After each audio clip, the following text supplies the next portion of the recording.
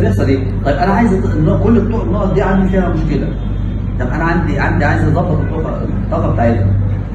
حاجه من الاثنين، ان احنا نعمل التنفسات اللي انتوا عملتوها دي لوحدها كده، تعمل دايره كامله مقفوله للمريديانز اللي موجوده في الجسم. طيب او ان انا اعمل حاجه ثانيه. ايه هي الحاجه دي؟ الحاجه دي ان انا اجي على النقطه دي وبالحته دي بتاع الايد دي. يعني انا عندي مثلا، نفرض ان انا عندي النقطه دي، نفرض ان انا عندي نقطه زيكم كده، هاجي اعمل ازاي؟ اروح اخبط عليها كده.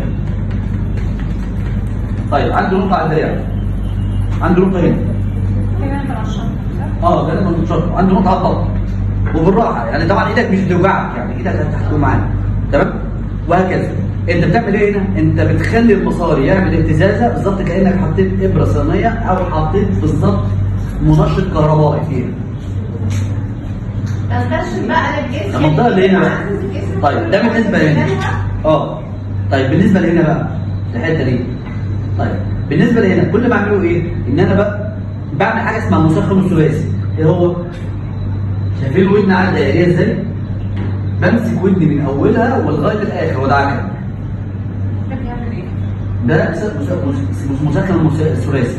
ده لو انا عندي النقاط اللي هنا دي بتاعت النقاط بتاع الريزنس اللي موجوده اصلا على الودن كلها، فبنشطها. بدل ما اضرب هنا ما ينفعش اضرب، فهنا بلف ودني هنا بصباعي ده، بلف ودني هنا.